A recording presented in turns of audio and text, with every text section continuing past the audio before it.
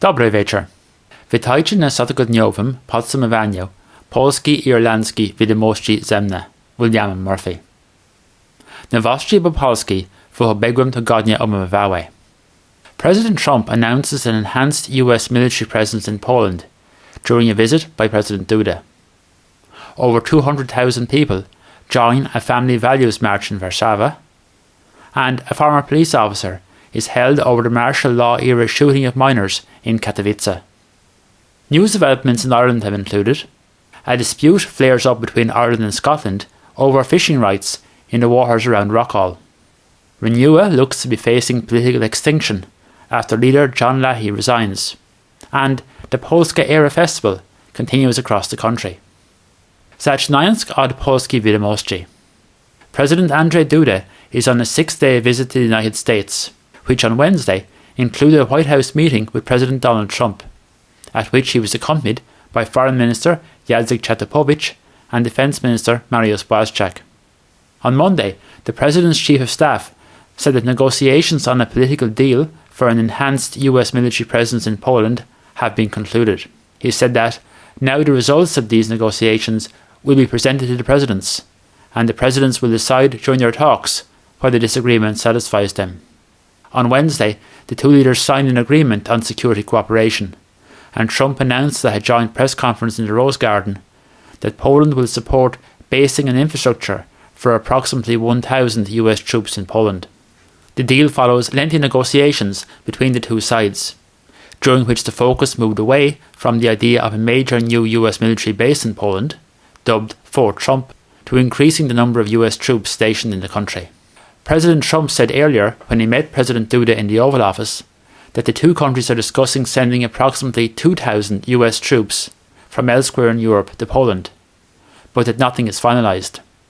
There will be no additional troops to Europe. We'll be moving them from another location, Trump said. The higher 2,000 figure remains under consideration. The two leaders witnessed a rare flypast by two F-35 Joint Strike Fighter aircraft over the White House, marking Poland's intended purchase of F-35s to replace ageing Soviet-era fighters. On Monday, Defence Minister Mariusz Błaszczak visited Eglin Air Force Base in Florida, the main training site for the F-35. Błaszczak said last month Poland had requested a quotation for the purchase of 32 F-35s. The Polish president's visit to the US also takes in stops in Texas, Nevada and California. Two significant marches from different social and political perspectives took place in Poland during the week. On Saturday, a crowd estimated at around 50,000 by Warsaw City Hall and by organisers at around 80,000 took part in one of the largest gay pride marches in Central and Eastern Europe. For the first time, the Equality Parade took place under the patronage of Warsaw Mayor Rafał Trzaskowski, who also joined in the march. The subject of gay rights has in recent years become an increasingly contentious political issue in Poland. On Sunday, more than 200,000 people took part in the annual March for Life and Family in more than 130 cities across Poland in support of Christian values and in opposition to abortion.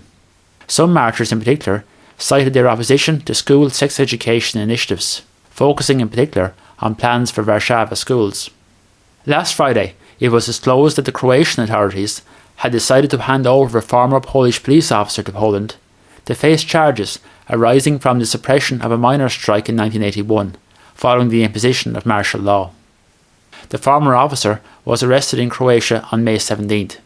He had been part of a platoon of riot police who fired on miners in Katowice on December 16, 1981, 3 days after the imposition of martial law, killing 9 people and injuring 21 others. In June 2007, 15 former members of the platoon were jailed for their role in the killings, with the commander receiving an 11-year sentence and most of the other accused receiving sentences of between 2.5 and 3 years in prison. On Saturday, the opposition Platforma Obywatelska and Nowoczesna parties announced an alliance ahead of the upcoming general election. Platforma Obywatelska leader Grzegorz Schetyna said that, "I'm happy to announce that along with Nowoczesna, we have decided to create a joint parliamentary caucus and to tighten ties between our structures." He added that, "We call on people of goodwill to come together. There is no turning back from this path. Only in unity there's power. Both parties were part of the Koalicja Europejska for last month's European Parliament election.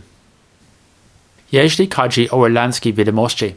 The past week has unusually seen tensions between the Irish government and fishermen's organisations on the one side and the devolved Scottish administration on the other, following demands from the Scottish side that Irish registered fishing boats cease fishing in waters surrounding Rockall, an uninhabited rock 420 kilometres off the northwest coast of Donegal and to the west of Scotland. Rockall was claimed for the United Kingdom by the Royal Navy in 1955 and formally annexed in 1972, a move not recognised by Ireland. Both Denmark, on behalf of the Faroe Islands, and Iceland also have claims in the area. After talk of Scottish Government fishery patrol boats potentially boarding Irish fishing boats, which it claims are fishing illegally in the area, tensions look to have eased by Tuesday. In a statement, the Irish Government said that a process of intensified engagement involving senior officials from both governments will take place. Speaking in the Dáil earlier, Taoiseach Leo Varadkar said that Irish fishing vessels are legally within their rights to fish around Rockall. The matter is likely to feature in the discussions between the United Kingdom and the European Union on their post-Brexit trading relationship. On Tuesday, it was announced that the Offaly County Councillor John Leahy has resigned as leader of Renewa and left the party. He now sits as an independent and has entered a pact with Fianna Fáil, under which he'll become Lasca Hirlach, or vice chairman of the council.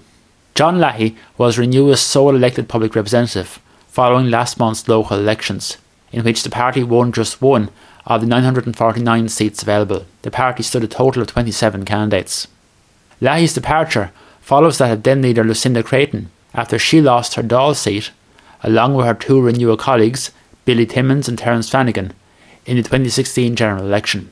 It must leave a major question mark over the future of the party, which has been best known for a strongly pro-life stance, but has also occupied a distinctive space on the right in Irish politics, with policies favouring lower taxation, greater efficiency in the delivery of public services, and a strong stance on law and order issues. Meanwhile, the political gossip appears to have moved away from the prospect of an imminent general election, at least partly because of the likelihood of a committed Brexiteer taking over shortly as the next UK Conservative Party leader and Prime Minister. The government has indicated it plans to hold the 4 by-elections caused by the election of sitting TDs to the European Parliament, as well as a constitutional referendum on extending the voting franchise in presidential elections to Irish citizens resident abroad before Christmas.